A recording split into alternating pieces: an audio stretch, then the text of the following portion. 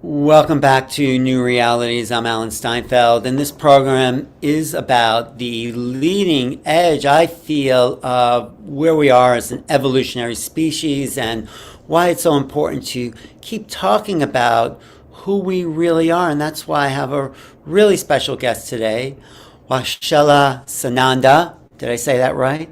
You did really well, Ellen. And she is putting on a fantastic conference coming up when March 4th Yes, March 4th through the 18th. with the all-stars. I feel the all-stars of our league, the Michael Jordans of our league. And tell people your vision of this conference. It's an online conference and it's free. And tell us a little bit about it, Waxela. Sure, thank you. So it's called, I do a podcast and summit series called The Alchemy of Ascension. This is season 5. We actually have 29 speakers in season 5. And the theme this time is activating star seeds, walk-ins, and the new human of the golden age. And so it's really all about, getting in touch with starseed origins. We're going to hear from so many people who have either had walk-in experiences or experiences with people who are walk-ins. And then the new human that really is about ascending, embodied ascension, and activating our personal ascension. And so many people talk about DNA on this one, which wasn't an intentional theme. It just kept coming up over and over. And I have a lot of channels. I have Adironda and Brandon Bozarth with Shaka and Daniel Scranton, who he channels the ninth dimensional Arcturians, and just lots of amazing information. So I'm so excited to share this. You also have one of my favorites lately, Brian Scott. I want to meet that guy. He does such a great service with those readings that he does. What was he like? Did you interview him already? Yes. Oh, he's wonderful. And I got to be on his Reality Revolution as well recently. He is just amazing. He's so generous. He's such a wealth of information. And yeah, Reality Revolution is his YouTube channel. He's great.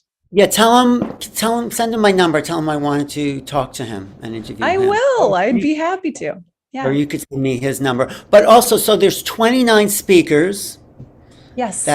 and can you just show your sign up page? Because I want people, before they click off this, to sign up because, people's Yeah. attention spans are very short here. Okay. Let's see. Okay. Now, where is it? Yeah, That's where we go. and I'll also show the video for, yeah. Okay. I'm not seeing it. Let me find it. Okay. Okay. Sorry. That's See if I okay. can. Oops. Oh, these technology things are great when you know. Oh, wait, you're up there now. I see the list of speakers. Oh, that's okay. That's not what That's not what you wanted to have up there? I can't seem to get that to my screen. Here we go. Okay. This is what I wanted to show you. So this is what it looks like. The Alchemy of Ascension 5, activating star seeds, walk-ins, and the new human of the golden age. All free. All you have to do, put your name and your email in, click get access, and you're into the show. I don't clutter this page with lots of extra information, just that. And as soon as you sign up, you get all of the rest of the information automatically sent. You can unsubscribe if you don't want to stay in it, but this is how you get access, and it's all free. And the other cool thing is all of the speakers are giving away amazing free gifts, and many of them have special offers as well. So I'm giving away the introduction to my new book, Making Contact. So, if you want, it's about 30 pages of PDF. So, how would people get the free gifts, though? By registering, and day by day. So each day from March 4th through the 18th, 2 speakers will be sent out by email. This is an email summit. So you'll be sent the links by the email, and the free gifts will be both in the email and on the speaker page. The speaker page has all the information, who that speaker is, what they're about, the links to their video, and all of those things. And each show will be available for 2 days. So 48 hours. And so you've got to act quick and watch them before they expire. Oh, what happens after they expire?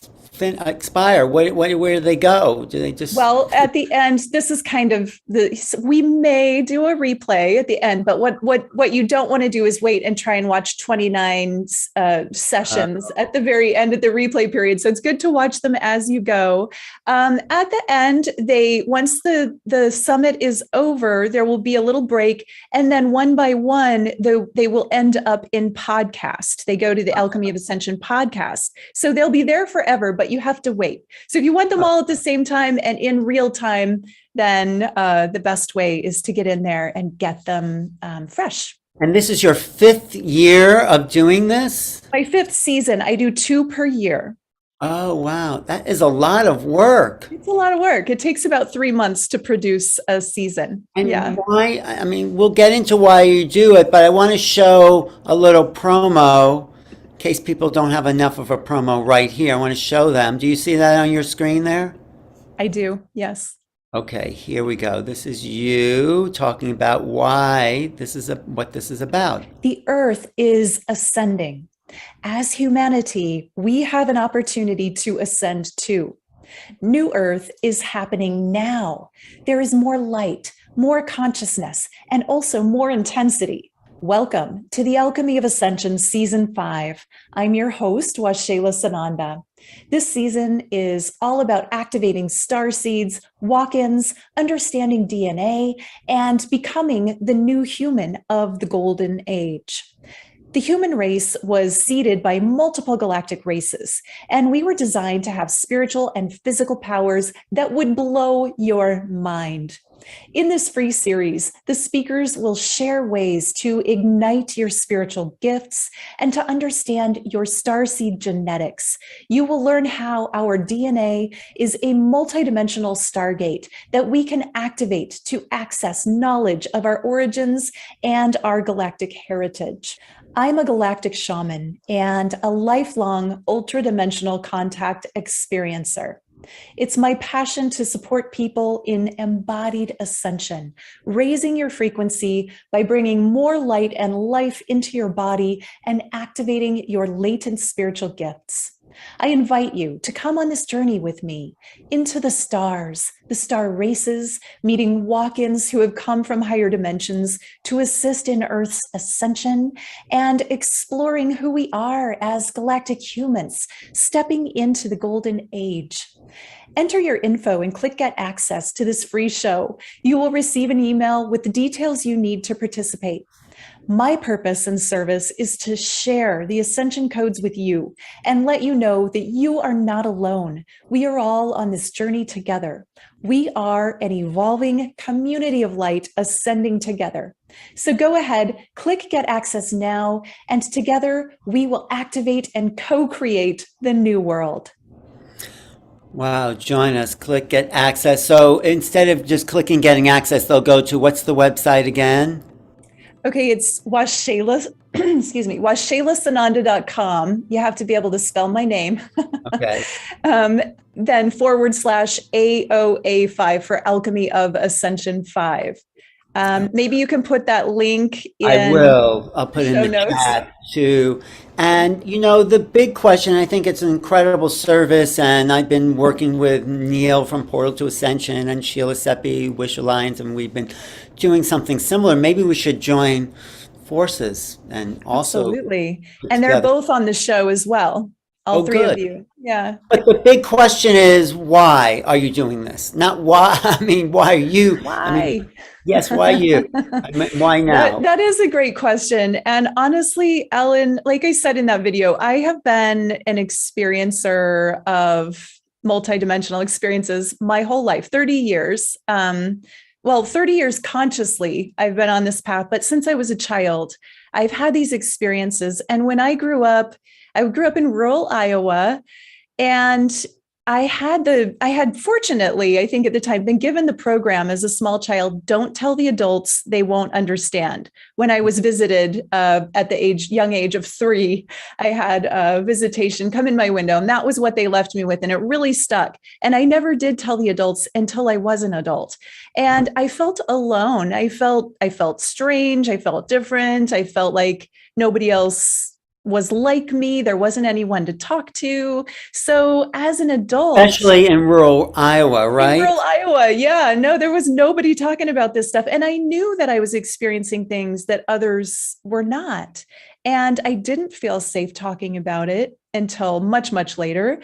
And so it's my service to share and get this information out to people so nobody has to feel alone. So many people are awakening now, and there's so much more information, which is wonderful. But that's one reason. And then to bring people together and collaborate. I love this collaboration model where instead of, it's not just a sale, this is a way to bring people together and share information together and, invite all of our lists to see what everybody else is up to. It's very collaborative. Mm-hmm. And I love that. And I've loved getting to know everyone through doing these summits.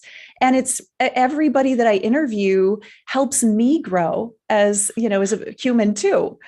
Right. No, I really enjoyed the interview we did together, and I'm sure from each interview you're learning more and more. I mean, what are some of the things that you've heard over these last 29 interviews that have helped you realize a bigger picture of reality? What do you have great question.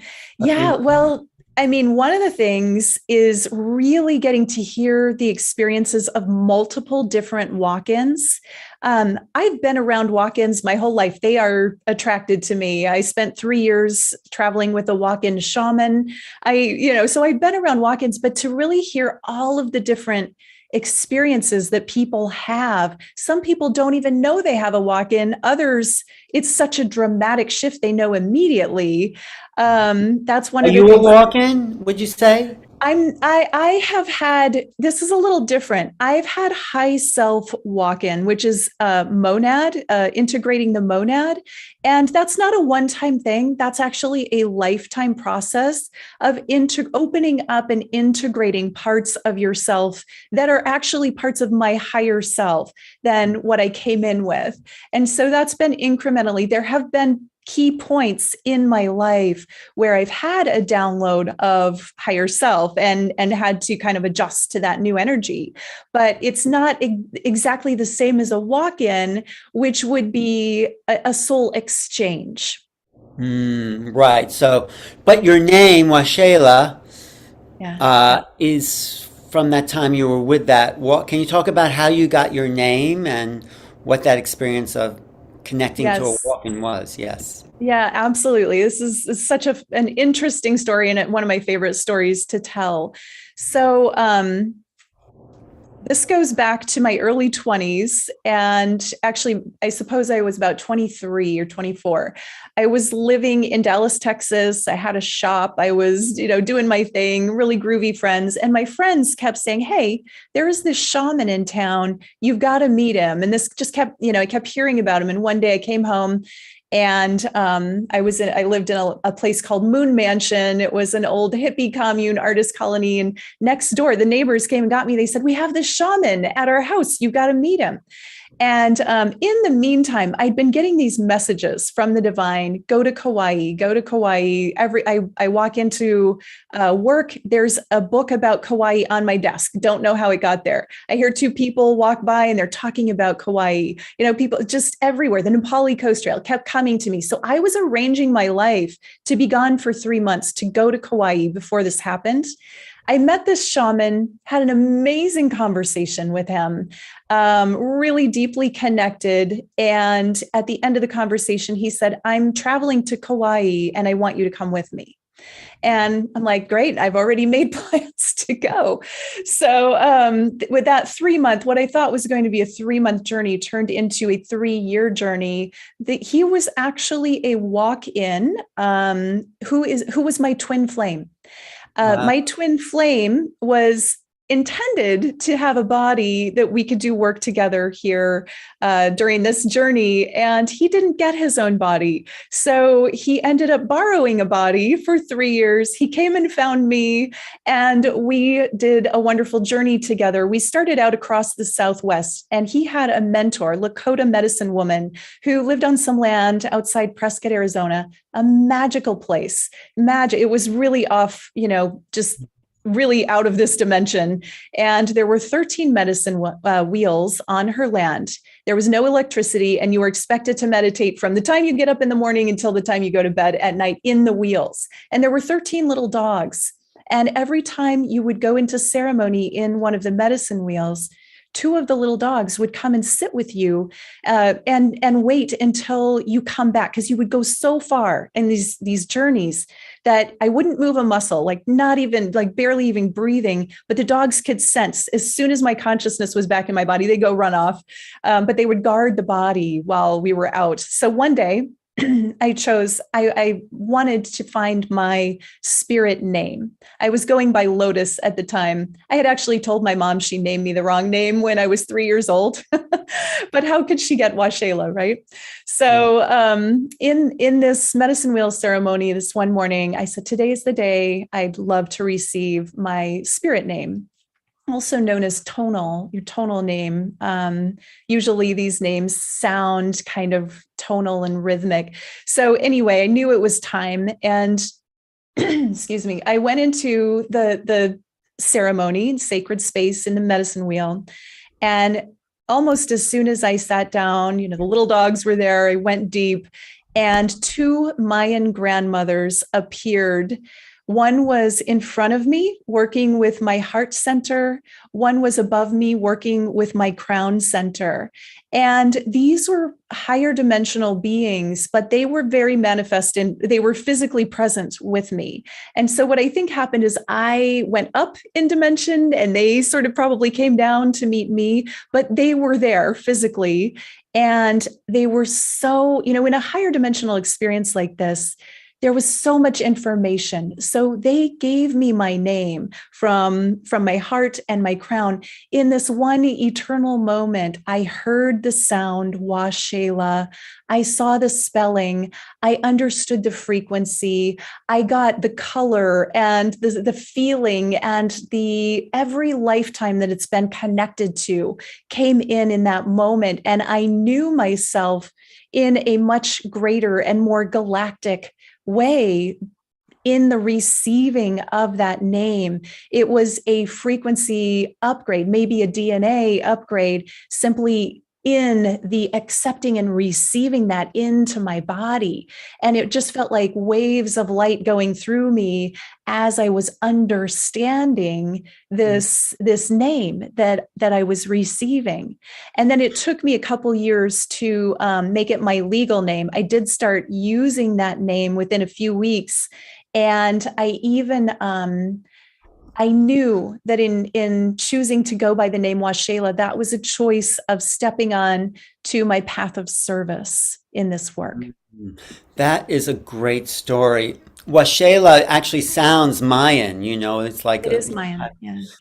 Did you know it was Mayan when you got it? I mean, I did, because I recognized the Mayan grandmothers, the abuelas, and I knew them as guides as well. And I was actually awakened. The Mayan ruins, Mayan pyramids have been a very big part of my awakening. I was a foreign exchange student in the Yucatan when I was 18 years old, right out of high school.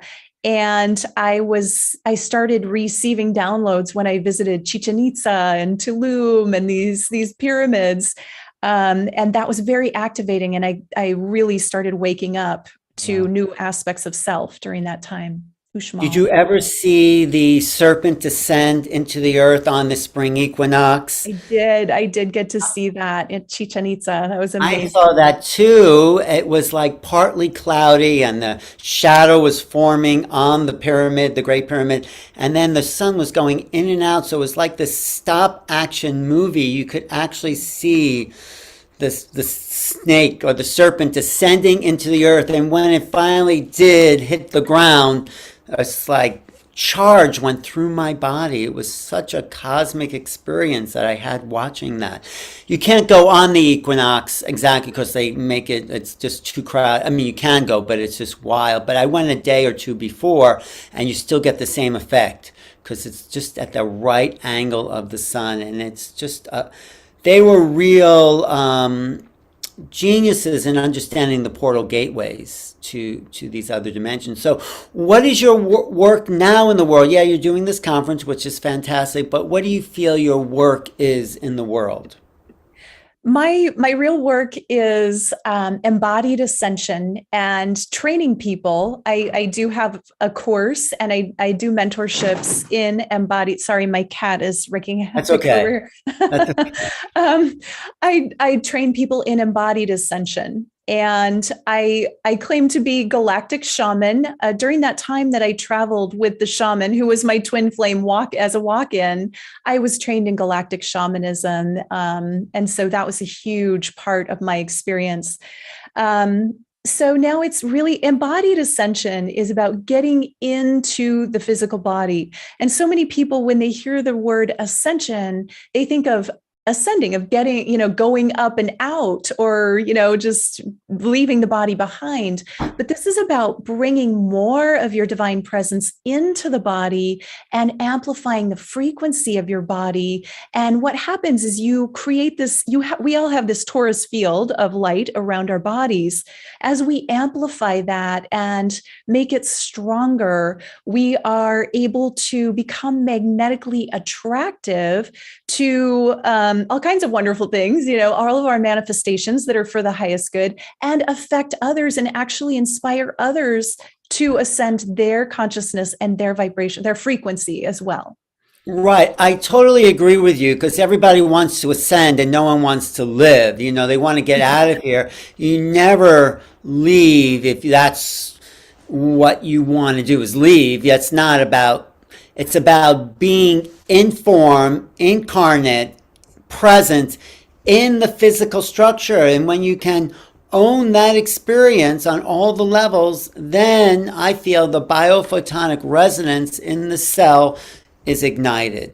And then you take your body with you. That's what I feel ascension is. It's the taking the physical body into these other realms and dimensions. And you don't ascend without your body, is my opinion. I mean, you could transform the body, like the teachings of Castaneda talks about, the teachings of Don Juan, where you burn from a fire from within, the rainbow body of the Tibetans, the Bat and the Ka of the Egyptians. There's so many traditions that talk about that act of ascension. I think Jesus actually turned the body into light, and a lot of the immortal yogis, Babaji, and the Taoist practitioners, Lao Tzu and Chung Si, they were able to transcend the realm with their bodies because that's, and of course, the earth is ascending as well. So we are in the process of a global ascension, which makes it easier for us to ascend. But what do you think about the fact that that somehow the density on the planet has just kind of been revved up? War, pandemics, politics. What do you feel that's all about? Well, I have a saying, I didn't originate it, but it's new level, new devil. And in embodied ascension, every time you raise your frequency a little more to a new level, then guess what? all of the shadow stuff that was in the way of you being there previously is coming, bubbles up to be cleared, to be looked at, to be dealt with. And it's no different on a planetary scale. The Earth is leveling up, and all of the things that are in the way, humanity is leveling up with her. So everything that's in the way of humanity's ascension is going to show up for humanity to look at and deal with. Humanity's collective shadow work is bubbling up right now. And that's how I see it. And, it's a much bigger scale when it's all of humanity, but this is our time to deal with these things. And it's just the way it works. I like to say it's like gravity. The shadow work, it doesn't judge you. It's just the shadow work. Gravity will make you fall down, whether you're an infant or an elder or whether you're sick or well. It doesn't judge you. It just works the way it works. And shadow work is the same. So the shadow work, though, is only here as an engine for the embodied form for us to come to peace with it. When we're at peace, I think, with all of it, where the shadow is no longer there, that's when we become pure light. That's what I feel. That's the ascension actually is dealing with all aspects of the shadow, so nothing holds us in the dark and we become the embodiment of light. That's what I feel. Yeah, absolutely. I mean, really, I look at the shadow work as a gift because it shows us when it's up, it shows us what we have to work on. If we can't see it, or if it's in our subconscious, we can't work with what we can't see. But once we're aware of it and it comes around to our consciousness, now we can work with it. Now we have something to work on. And, when I'm training, and even for myself, my goal is I'm not looking at, I want to become pure light. I will be pure light when I'm out of this body. And maybe I'll take the body with me. Maybe I won't. That's ultimately not the goal. I like to make things really simple and attainable. So the goal is to raise your frequency from where you are to the next level, whatever that might be for you. And maybe you end up going all the way in this life, maybe not. But what happens is things get easier and you get into more flow and life becomes more fun. And yes, you do have shadow work along the way, but we can even make the shadow work more fun as we get good at looking at it and dealing with it. And if we won't look at shadow, we can see how we behave with shadow work. Do you ignore it and deny it when things come up?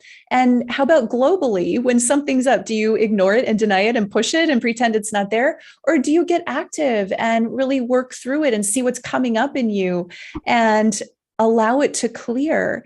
And I think as a human community, that's what we're doing right now. And it's really good to introspect and see, as what we do within is generally what's going on outside of us as well. Right. I was going to ask you, how do you know what the shadow is? And then the thought came to me, well, look at what's bothering you. Look at what you're not at peace with. It could be a family member. It could be someone at work. It could be whatever it is that disturbs the peace is the shadow. It's not out there. They're just giving reason to look at the stuff or pointing in the direction that is still unresolved, that's still in the shadow. So you're right. It's like, oh, the way to turn around is, what was that? What is that coming up? What do I need to do to deal with that? To look at the shadow. So it's like, and then I guess when you're at peace with all of it, you kind of own the human experience. Yes. And then I think the cellular structures that were confining that experience expand into that light. But you don't get there without the way out is the way in, or the way in is the way out. It's like you don't, right? Everyone wants to leave, and they say, "Oh, I just want to ascend," and it's like they are not going anywhere.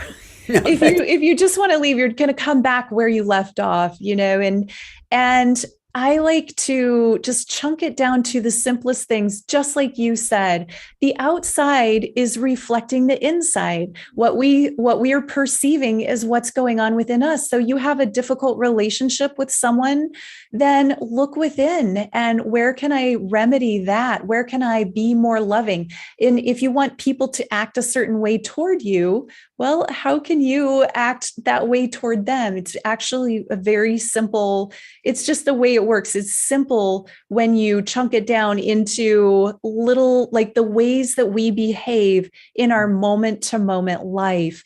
And when we become more generous, more loving, more forgiving, more understanding, then that's what our experience of life becomes. Right, but right now we're witnessing a war in the world. I mean, there's always wars going on.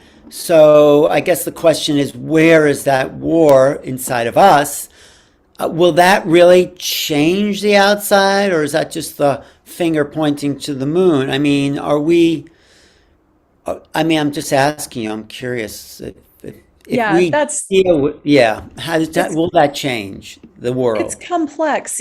Certainly if everyone in the world got this new level of compassion and understanding, and if everyone received the prayers that were being sent, then absolutely we'd be in a new world. Um, that might not be where we're at yet. I think eventually, as we move into a higher reality, yeah, absolutely, we'll have a more peaceful world. We're still going to be working some things out along the way, and so it's bringing it back to what can I do about this? For some people, that's going to be activism. For some people, it will be prayerfulness, just sending more love. For some people, it's working with the internal conflict that it brings up. Some people will want to completely ignore it. And who am I to say that's not the right thing for them? Each of us has our own way of working with what's going on the outside. And the most important thing is to see and notice and reflect and remedy or work with what's going on the inside. And that does change the outside. Right. I think also what comes to me when you're speaking is recognizing we've been that. We've been the aggressor. We've been all that. I mean, in a sense, we've had to be it to work through the lifetimes of this density of dimension.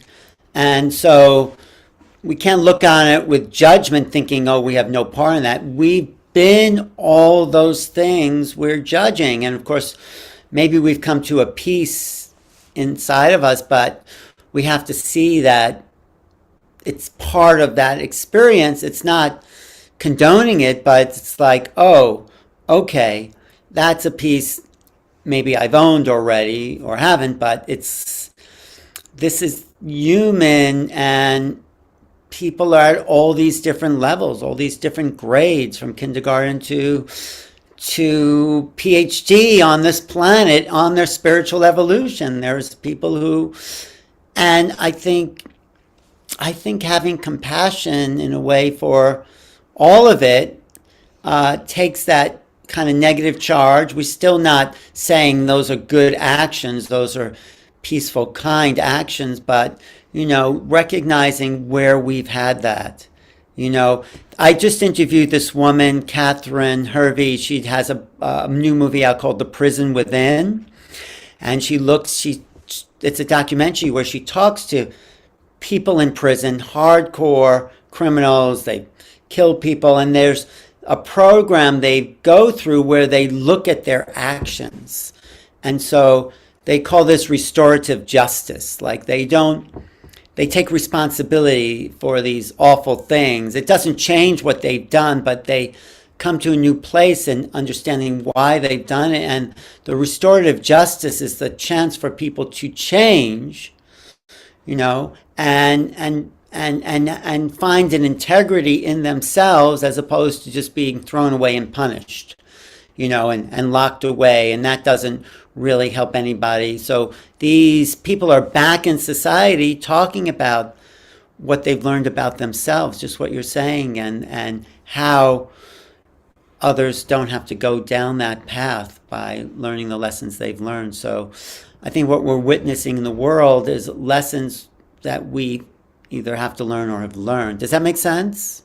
Yeah, absolutely. And, well, again, looking at the big picture, this is kind of like, instead of looking at, I want to turn into light, look at what can I do right now? What kind of thoughts can I think? What is the tiny step that I can take right now?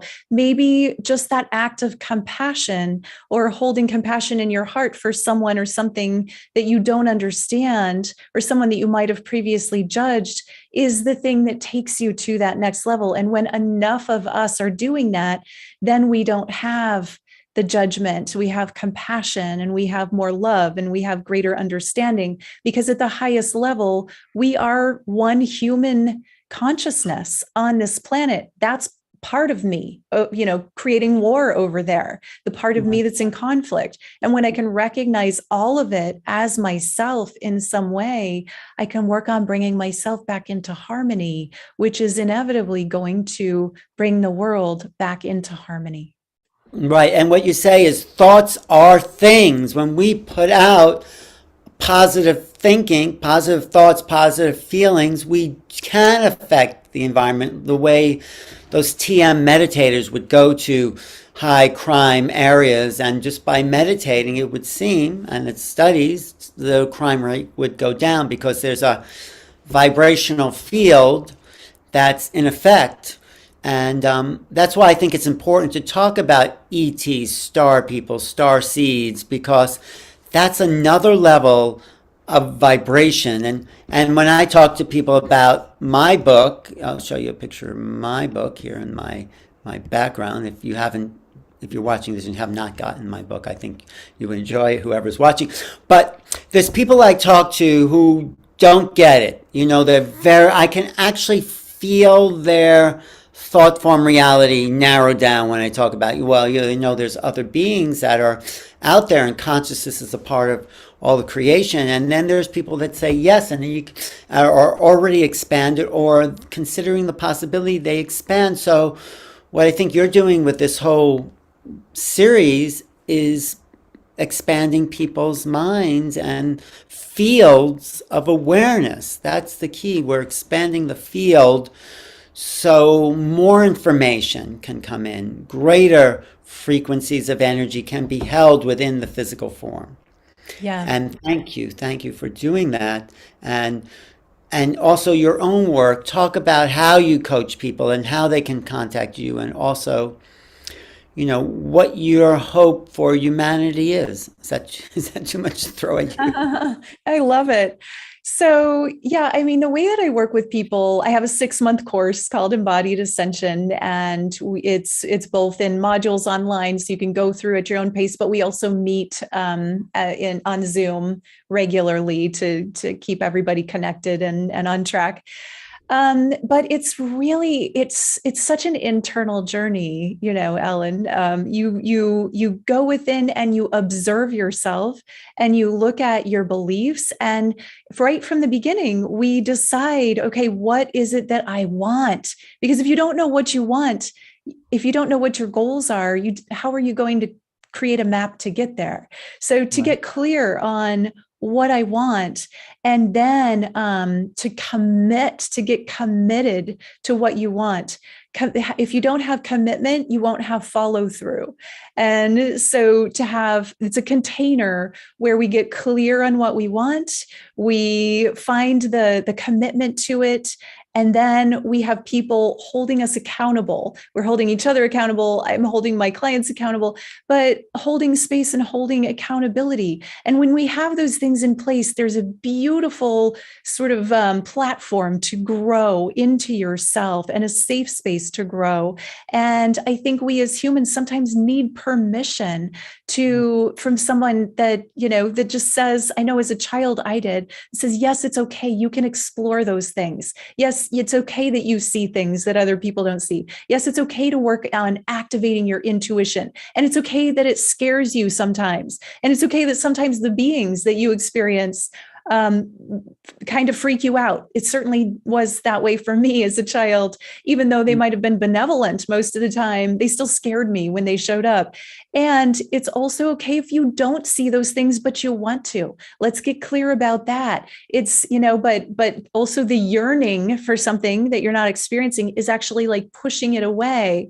Where I like the analogy of when you're swimming in a pool and you have a beach ball and you're swimming toward it and you're trying to catch it. And every time you swim, it goes farther away. But then when you get still and the wind blows just right, it just floats back to you naturally.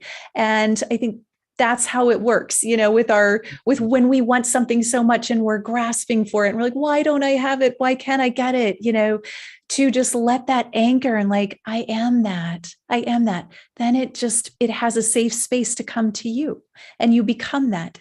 So this is what we do. And it's simultaneously lots of practices to expand or increase our ability to hold light in the body. Mm-hmm. I'm a conscious channel. I've been doing this work 30 years, and I have 5 divine light technologies that people become activated into. Their tools that you get to learn how to use throughout the process. These are spiritual tools that you can use forever, and they will always be with you. And so there's spiritual activations and learning how to deal with that shadow work that comes up every time we level up. I say it's like a spiral staircase. You're always going up, but one side is the light side and one side is the dark side. So you have to get through the dark side in order to get around to the new side where the light is.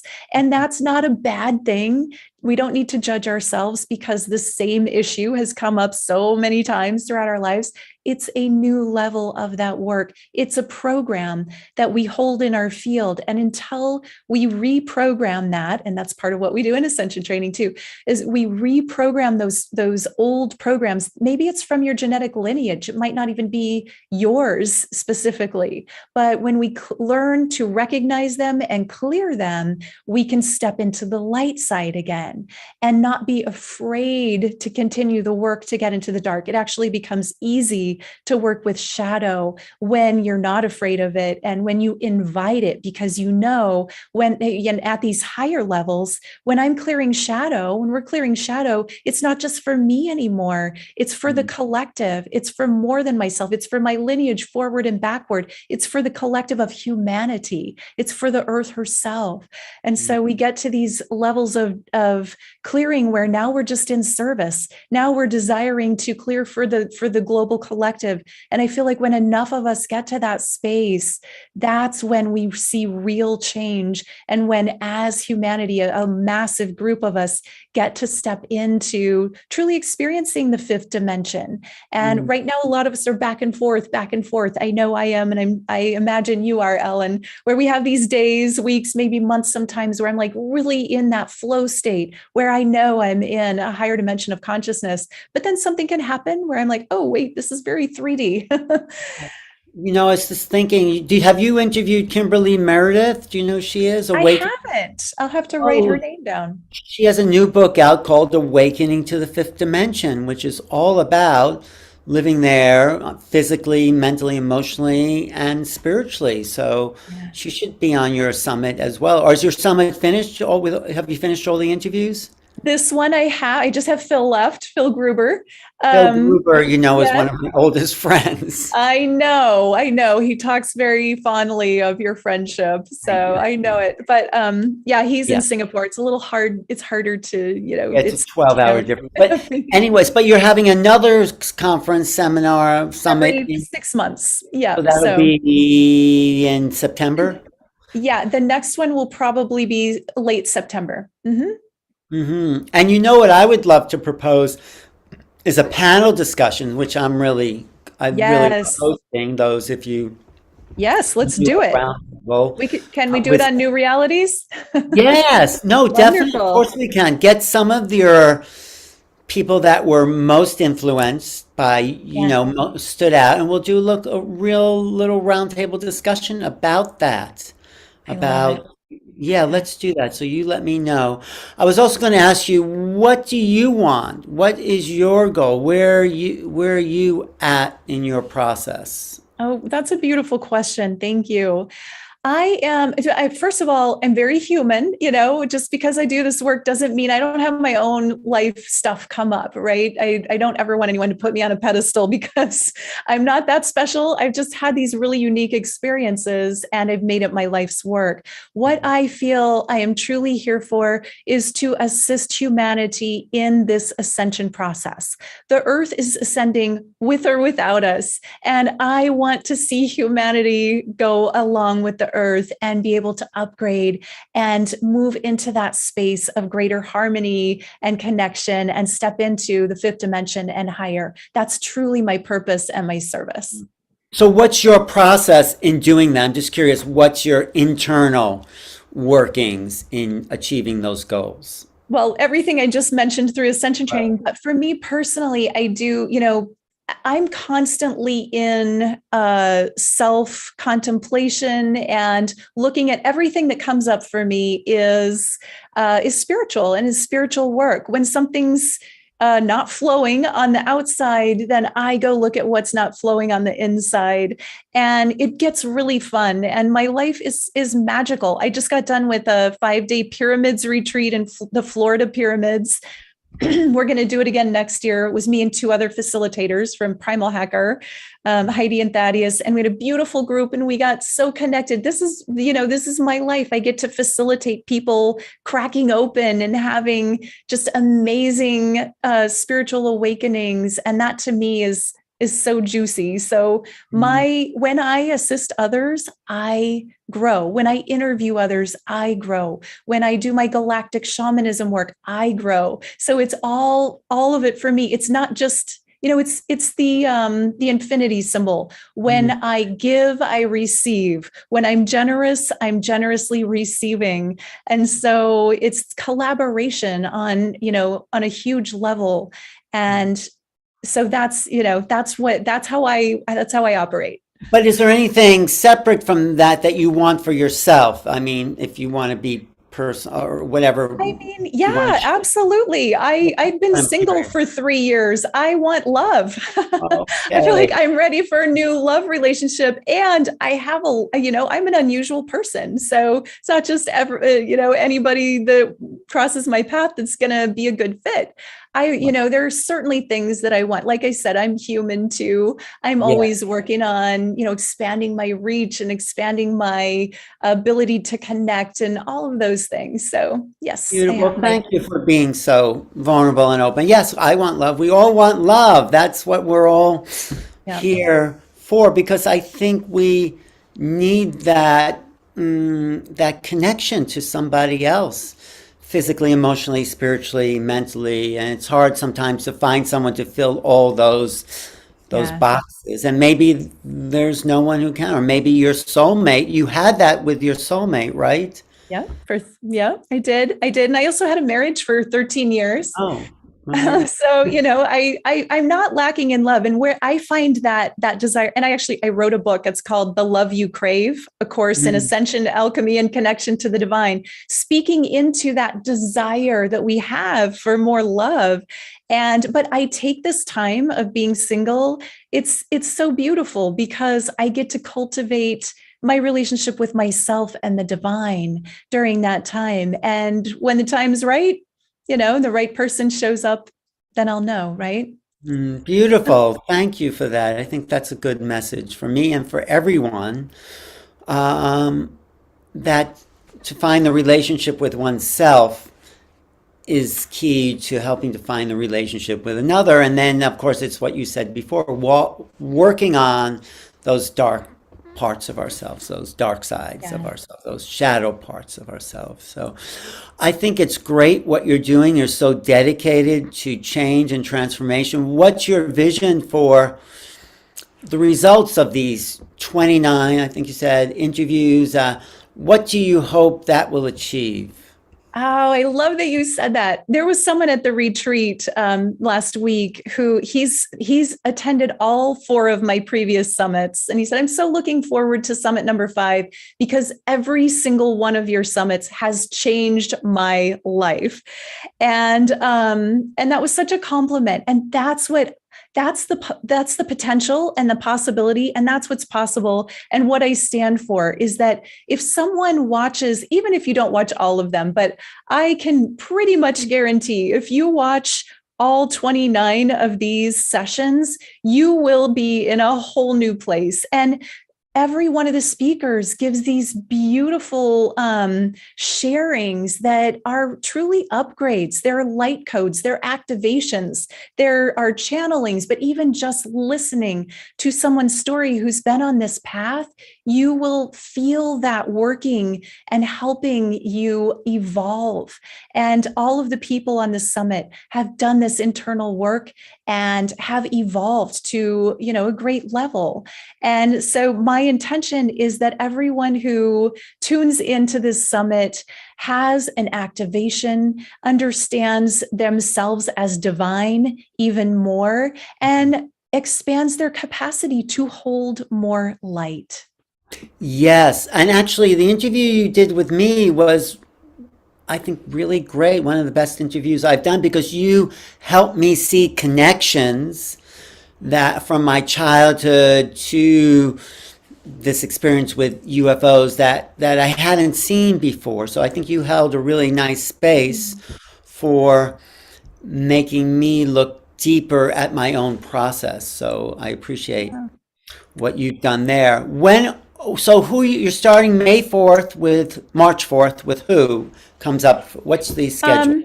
Okay, so, you want the breakdown? I'm actually going to release the schedule within a couple days, but you want to put it up on the screen, or I don't have it written out where I can grab it easily, but as soon as someone registers, I'm going to be adding that, you'll get that in the mail within probably tomorrow, actually. So the first day, I'll be talking the first day. Also, Sheila wrote the book on walk-ins. You know what's funny? I was guided to write a book on walk-ins because I've had so many experiences with walk-ins, and I went looking. This is how I found Sheila.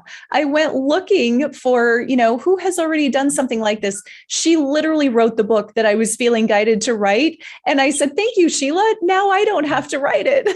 She really did write the book on walk-ins, and she has broken it down into a science. I think Sheila's incredible, especially her walk-in experience. If you've never heard it, there's a bunch of her on my channel here. But she has broken it down. It's not just walk-ins, but it's levels of walk-ins. And actually, I made a movie about a walk-in, actually, a little comedy. Did you see that? It's called Never Wear a Dead. You have to share that with me. Oh, it's called Never Wear a Dead Man's Shoes. I said, look, Sheila, I made this movie kind of short. And those are jumper walk-ins, she said. They jump in and out in order to help the soul there with. I said, really? I didn't even know that. I just thought it was kind of a fun movie that had a spiritual connection. So I will share that with you. It's kind of a 15-minute short film, but Sheila's like not quite a scientist, but she's really looked at this because of her dramatic walk-in experience. So she's the first day. I think that's great.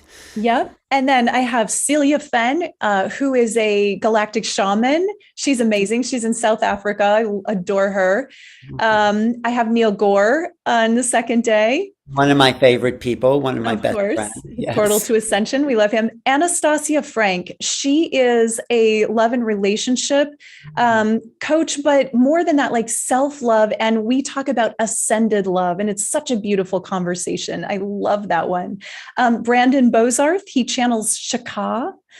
Then we have Adironda with Marilyn and Joy on March 7th. Right. Marilyn channels the being called Adironda. I've interviewed her. Yep. I like Marilyn. Yes. Yeah, it's great. And then we have, I think Ashana is also on March 7th. She does crystal sound healing bowls, beautiful sound healing artist. She sends out light codes through the music. Dr. John Ryan, Unity Field, and he does the Syrian Blue White Collective, I think they're called. Fascinating stuff. Melissa Fike, she does Akashic records, but really a unique way of doing it. She's wonderful. And she's in Sedona. You might see her when you do that conference. She should be in it. She's incredible. Yes. Daniel Scranton, he channels ninth dimensional Arcturians, and he's just fascinating. He's really interesting to watch. And the frequencies that came through blew out my sound, which I didn't know. So we had to figure out what happened, but I still got a really good interview.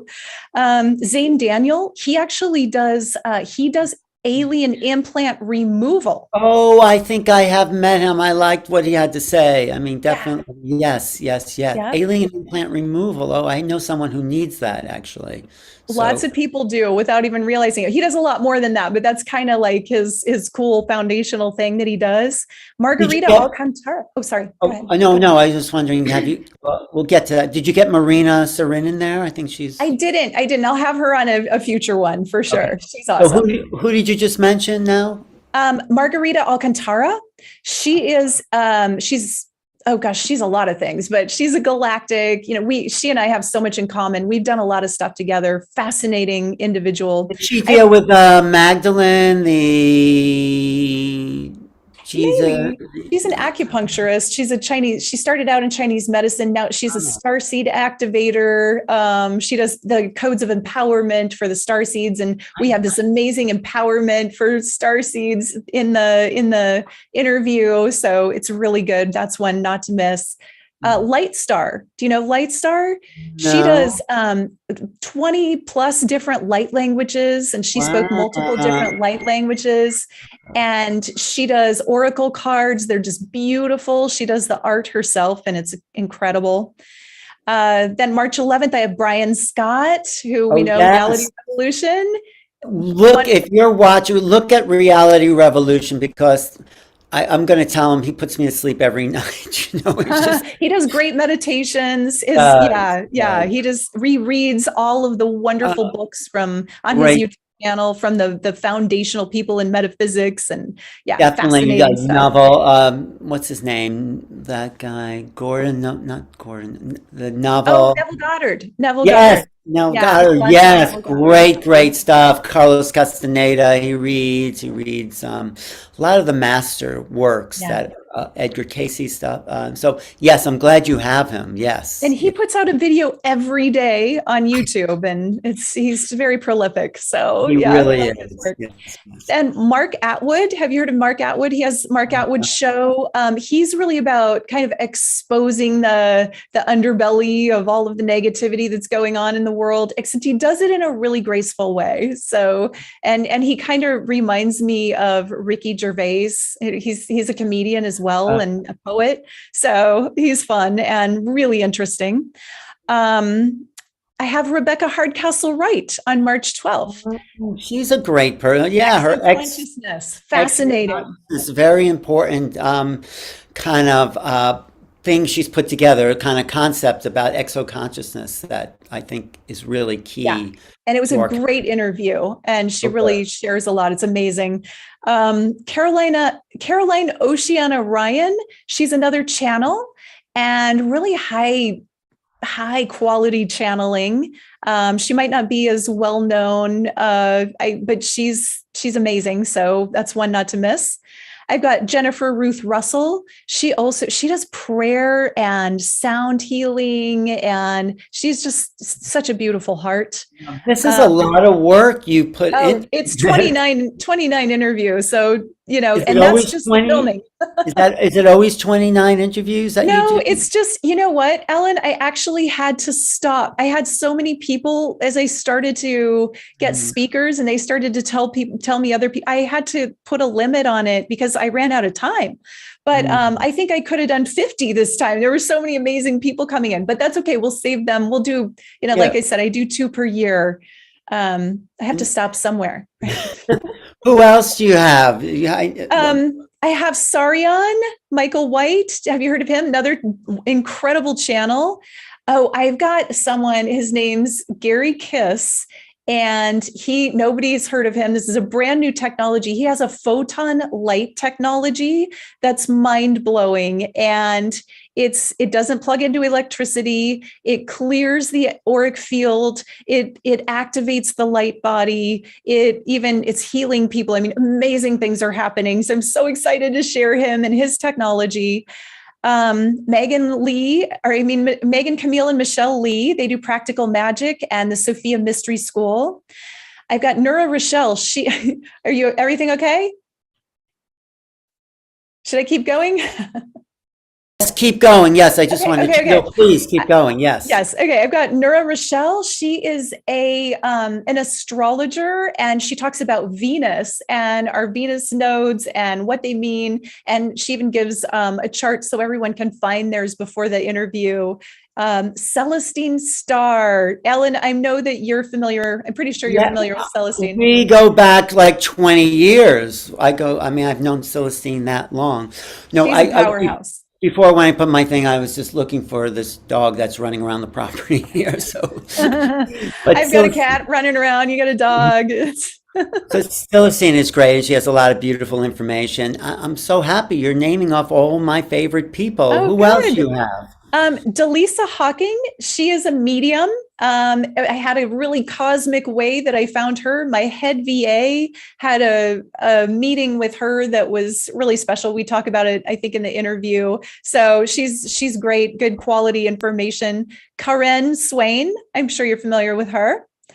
She did a great interview with me. I really appreciated her insights and her channeling during the interview, actually. Karen Swain. Yes. Karen, yes. Geraldine Orozco, who I know you're very familiar with. One of my favorites. I just put together a series of like little clips about Geraldine from a longer talk she gave on my website. So yes, I think she's really risen in the ranks of bringing in very high quality information. Yes, thank you for that. Also on March 17th, the incredible Ellen Steinfeld. Am I there with Geraldine? Are we the same day? You and Geraldine are on the same day. Yes. Oh, that's nice. I mean, we talk about sort of different things, but it's related. Yeah, great. Oh, great. yeah. I mean, you come at very different angles. Geraldine she's just got such a unique way of sharing things, but so do you. And I feel like you're kind of two different, very different minds sharing from different perspectives. So I thought that would be a good combo. Thank you. Then the last day, Jerry Sargent, he does Star Magic Healing. And I know Jerry. He's an intense guy. Jerry brings a lot. Yeah, he is an intense guy. That was the easiest interview I've ever done. I think I asked him one question and then he spoke for the hour. Wow. But what about Phil Gruber? Is he coming on? That's the very last one, which I haven't recorded yet, which is why he's got to be on March 18th, because that's the last day. Oh, I see. So it goes from March 3rd to the 18th. March 4th. Yeah, March 4th is the first day. So 2 interviews will be sent out every day and 1 email a day, 2 interviews. So you'll get those links. And then each day you get 48 hours to watch those 2 interviews. So each day you get the 2. And so you got to keep up with it, because if you save 29 for the end, you're not going to be able to watch them all. Or you can do a marathon, but that's a lot of information.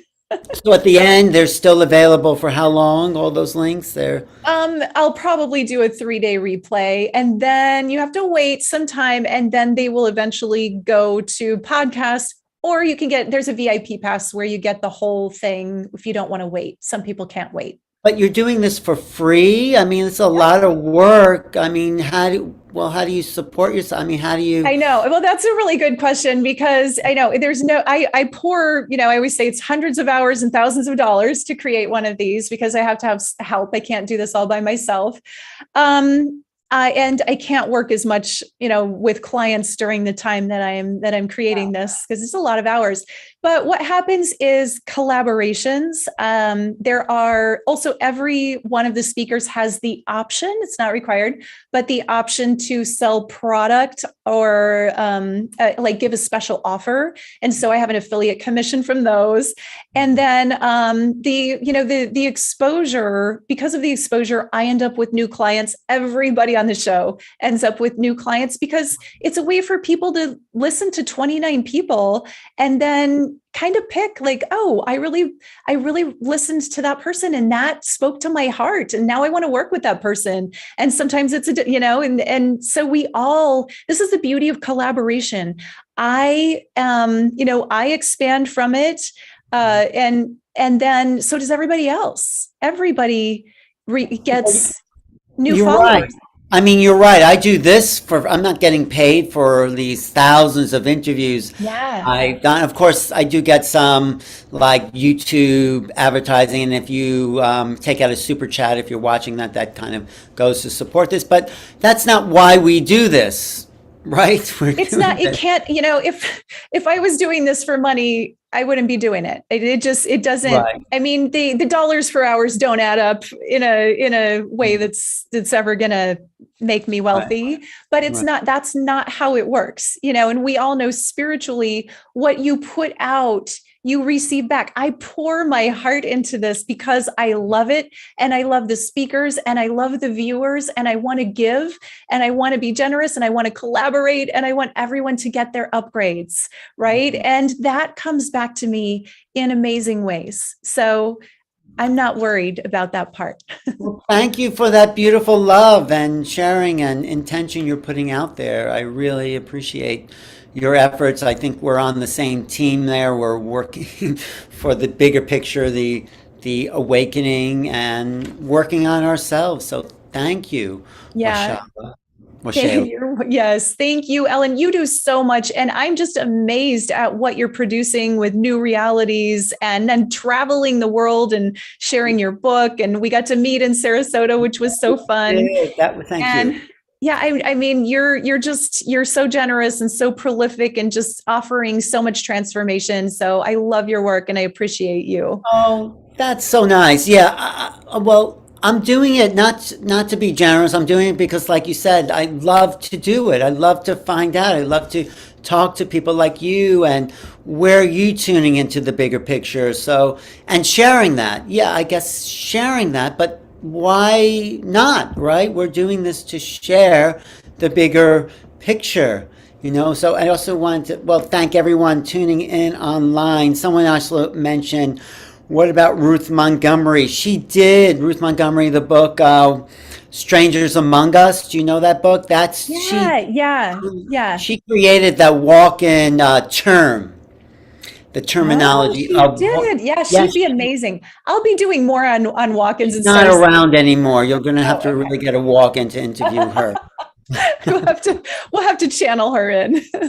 Right. But we talked about what Sheila did. Sheila took that concept, this is what I also write about in terms of art and categorizations of concepts, is like someone picks something out of the chaos and says, oh, this is a little piece of the chaos, and then you name it, and when you name it, you can reference it. So someone referenced walk-ins, and then Sheila comes along and says, well, there's different types of walk-ins, so it's a further breakdown in order to understand reality even more. So that's, I think, what science does. This is what the evolution of consciousness does. It's consciousness. It takes the abstract, pulls it into form, names it, and allows it to expand in our mind. So walk-ins are now an expanded term that means so many more things. And I'll send you my link to Never Wear a Dead Man's Shoes, which is my walk-in tribute. But anyway, just thank you for everything you've said here, and your dedication and your wisdom, and your sharing your journey, sharing your path, it's like you're just so right there. I don't feel like there's nothing to hide. You're just right there with who you are, and there's no attitude. It's just like you're just doing it. So thanks. Thank you, Ellen. I appreciate you so much. Is there anything you want to lead the audience with, just kind of like a little word of wisdom or insight? Absolutely. Yeah, I'd love to. I want to continue with what you just said. I want to let everyone know it was pretty terrifying for me to sort of come out of the closet about being a galactic shaman, about being a contactee since my early childhood memories. I was raised in rural Iowa. It's very conservative there. And when I released my book a couple years ago, that was like the final, oh my gosh, it's out there now. There's no taking it back, because I wrote all these stories and, all my experiences in there. And at the same time, that was the most liberating thing I have ever done. And so I encourage everyone to share your stories. I actually put a YouTube video out about this morning. To share your stories, because it's like this relief from your heart. Whatever you think is unacceptable about you, whatever you think makes you not good enough, it's not true. And it might be the very thing that supports someone else on their journey. When we share from our hearts, when we let people see us vulnerable and messy and in our humanity, that's what makes us relatable and what lets people connect to us, even and especially when it's scary. Wow, you said it, in our humanity. That is the way to ascension. That's the way to embodied ascension, is to find the vulnerable parts of our humanity. And so thank you for reminding me about that. And again, how can people sign up for the whole shebang? The summit, yes. So hopefully you'll put this link in the show notes, but it is waxelasananda.com Right. /AOA5, which stands for Alchemy of Ascension number 5. So you'll have the link in the show notes, I think. And I will put that in there. register. I put it in the chat too, so that's Great, good. great. And it's all free. And, if you want to buy an upgrade VIP pass, we'll do some special stuff, but you don't have to. If you want to, download all of the speakers' free gifts, you can do that and not pay a penny, or you can buy the special offers. It's completely up to the individual, but it's ultimately a public service, and it's free for everybody to join. What do you get in the upgrade? I'm just curious if you upgraded. There are different packages where we're going to do like some one-on-one call with me on some of the packages, but also there's a VIP meeting where everybody's going to get together and get to kind of see each other, and some activations and other fun stuff. And then we get to figure out when we're going to do a panel, and that doesn't need to be VIP. That'll just be free to everybody. Right. But I love that idea. Great. Well, thank you again for being here and sharing everything that you're doing. And because it's like, I feel like that's a part of me doing that too, Oh, yeah, it's my pleasure. Thank you, Ellen. Thank you. And thank you all for watching. Thank you all in the chat on YouTube. Thank you all who see this later, although it's not later when you're seeing this. So thank you. And we'll talk about time, space at another time, okay? And for sure. I'm Alan Steinfeld, and I also get a copy of Making Contact, and that's going to be one of the free gifts, is the introduction, which is 30 pages, to the whole Alchemy of Ascension Summit. So thank you so much, and I'll talk to you soon, okay? Yes, indeed.